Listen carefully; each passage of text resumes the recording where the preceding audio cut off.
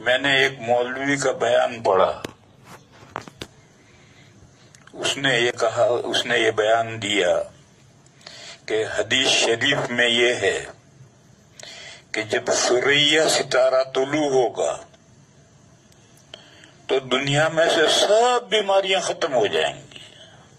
تو یہ جو کورونا ہے یہ بھی ختم ہو جائے گا۔ پھر اس نے یہ کہا کہ ثریا ستارہ طلوع ہوگا 12 مئی کو۔ یہ میں نے واٹس ایپ پر ایک مولانا صاحب کی تقریر کی تھی، یہ ساری تقریر غلط ہے، لیکن آج میں نے ایک بڑے حضرت کا، حضرت مفتی شعیب اللہ خان صاحب دامت برکاتہم بنگلور میں ہوتے ہیں اور ایک مدرسے کے محتمم ہیں، اور جلال آباد کے جو حضرت مولانا مسیح اللہ خان صاحب تھے ان کے خلیفہ ہیں، بہت مضبوط جید عالم ہیں۔ ان کا میں نے ایک بیان پڑھا، انہوں نے بھی کھینچ تان کر کے یہی بات کہنے کی کوشش کی ہے، کیونکہ حدیث تو جو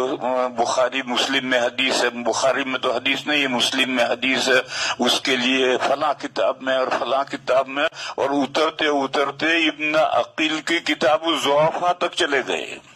اور وہاں سے روایت لا کر کے انہوں نے بھی یہ ثابت کیا کہ ثریا ستارہ جب نکلتا ہے تو دنیا کی ساری بیماریاں ختم ہو جاتی ہیں، لہذا کورونا بھی ختم ہو جائے گا۔ یہ حضرت بڑے آدمی کی بات ہے، لیکن یہ بھی غلط ہے۔ وہ جو مولانا صاحب کا بیان میں نے پڑھا تھا تو معلوم نہیں کون تھے، وہ تو غلط تھی، یہ بھی غلط ہے، اس کو سمجھو اچھی طرح سے۔ حدیثوں میں کچھ حدیثیں ایسی ہوتی ہیں کہ جو بظاہر عام نظر آتی ہیں مگر حقیقت میں وہ خاص ہوتی ہیں، اور بعض حدیثیں جو خاص ہوتی ہیں وہ حقیقت میں عام ہوتی ہیں۔ قرآن میں بھی ایسا ہے اور حدیثوں میں بھی ایسا ہے، انداز بیان خاص ہے اور مراد عام ہے۔ ثریا ستارہ طلوع ہوتا ہے تو بیماری ختم ہو جاتی ہے، یہ حدیث بظاہر عام ہے، اور یہ جو مولانا صاحب واٹس ایپ پر تقریر کر رہے تھے انہوں نے جو استدلال کیا، اور حضرت مفتی صاحب نے جو استدلال کیا اپنے فتوے میں یا اپنے مضمون میں، اس کو حدیث کو عام کر کے کہا دنیا سے ہر بیماری ختم ہو جاتی ہے۔ ارے 12 مئی تو ہر سال آتی ہے، تو کیا 12 مئی کے بعد میں سب ڈاکٹروں کے دواخانے بند ہو جاتا ہے؟ کہاں ساری بیماریاں ختم ہو جاتی؟ یہ تو بداہت کے خلاف ہے۔ یہ تو حدیث الفاظ عام ہے لیکن مراد خاص ہے۔ وہ خاص کیا ہے؟ مسلم شریف میں جہاں یہ حدیث ہے وہاں یہ مضمون ہے کہ مدینہ کے لوگ پھل بیچا کرتے تھے، اور پھل بھی ہر پھل نہیں، امرود آم نہیں، صرف کھجور کے پھل بیچا کرتے تھے۔ جب پھول آ جاتے تھے اور شروع میں ابھی پھل نمودار بھی نہیں ہوا اور بیچ دیتے تھے، پھر پھلوں میں کھجوروں میں بیماریاں آتی تھی، تو بعد میں پھر جھگڑے ہوتے تھے، خریدار کہتا تھا کہ مجھے آمدنی نہیں ہوئی، باغ کا مالک کہتا ہے کہ میں کیا جانوں تیری آمدنی ہوئی یا نہیں، لاؤ میرے پیسے۔ یہ جھگڑے بہت حضور کی خدمت میں آئے تو حضور نے لوگوں سے کہا، مشورہ دیا، وہ بھی مسئلہ نہیں۔ بخاری شریف میں حضرت زید بن ثابت کی روایت ہے کہ حضور نے کل مشورے کے طور پر فرمایا کہ جب تم جھگڑوں سے باز نہیں آتے تو بدوء صلاح سے پہلے کھجوریں بیچو ہی مت۔ بدوء صلاح کا مطلب کھجوریں کارآمد ہو جائیں۔ کھجور جب درخت پر آتی ہے تو پہلے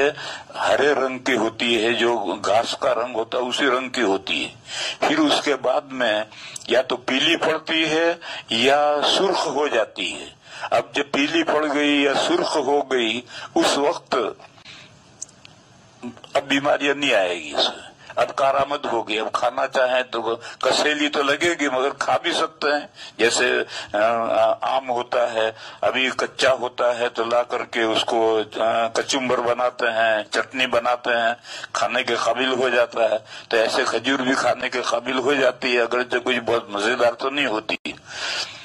تو حضور نے فرمایا کہ کارآمد ہونا جب تک ظاہر نہ ہو اس سے پہلے مت بیچو، اور یہ بھی مشورہ تھا، مسئلہ نہیں تھا۔ اسی سلسلے کی یہ حدیث ہے کہ نبی پاک صلی اللہ علیہ وسلم نے فرمایا کہ جب ثریا ستارہ طلوع ہو جائے تو اب بیماری ختم، یعنی کھجوروں کی میں جو بیماری آتی تھی وہ ختم، ساری دنیا کی بیماریاں مراد نہیں ہے، کھجوروں کی بیماریاں ختم، لہذا ثریا ستارے کے بعد میں پھر اب بیچ سکتے ہو، کھجوروں کو بیچو۔ اور وہ ثریا ستارہ طلوع ہونے کا کیا مطلب ہے؟ ثریا ستارہ بہت سارے چھوٹے چھوٹے ستاروں کا ایک گچھا ہے، ننگی آنکھ سے وہ سب ایسا معلوم ہوتا ہے کہ جیسے سارے ستارے ایک ہیں، حالانکہ ایک نہیں ہے۔ اگر خوردبین اور دوربین سے دیکھیں گے تو ہر ستارہ الگ الگ نظر آئے گا، اور یہ ستارے زمین سے سب سے زیادہ دور ستارے ہیں، کہتے ہیں کہ زمین سے بہت دور ستارے ہیں۔ یہ جو ثریا ستارہ ہے یہ تو ہر دن طلوع ہوتا ہے۔ زمین گول ہے یا آسمان گھومتا ہے، دونوں میں سے کوئی بھی گھومتا ہے، کون گھومتا ہے؟ زمین گھومتی ہے، آسمان گھومتا ہے، چھوڑو اس بحث کو۔ بہرحال ہر سیارہ اور ہر ستارہ روزانہ طلوع غروب ہوتا ہے، جیسے سورج کا روزانہ طلوع غروب ہوتا ہے، چاند کا طلوع غروب ہوتا ہے، ایسے ہر ستارے کا طلوع غروب ہوتا ہے۔ تو ثریا ستارہ بھی روز طلوع ہوتا ہے اور غروب ہوتا ہے۔ پھر طلوع ہونے کا کیا مطلب؟ دونوں طلوع ہونے کا مطلب یہ کہ یہ فجر میں صبح صادق کے بعد جب سورج نکل آتا ہے یا اس کی روشنی نکل آتی ہے پہلے، اس کے بعد یہ ستارہ ظاہر ہوتا ہے، طلوع ہوتا ہے۔ لیکن ستاروں کی رفتاریں الگ الگ ہیں، کوئی آگے کوئی پیچھے، جیسے چاند کی رفتار سورج کی رفتار آگے پیچھے ہوتی ہے، اسی طریقے سے جب یہ صبح صادق کے بعد طلوع ہو جائے اور ابھی سورج کی روشنی نہیں آئی تو اس وقت چونکہ بہت دور ہے اور دھندلا سا یہ ستارہ ہے ثریا، تو ننگی آنکھ سے تو نظر بھی نہیں آتا، لیکن جب اندھیرا رات میں صبح صادق کا بعد اندھیرا ہوتا ہے اس وقت یہ طلوع کرے تو نظر آئے گا کہ دیکھو اس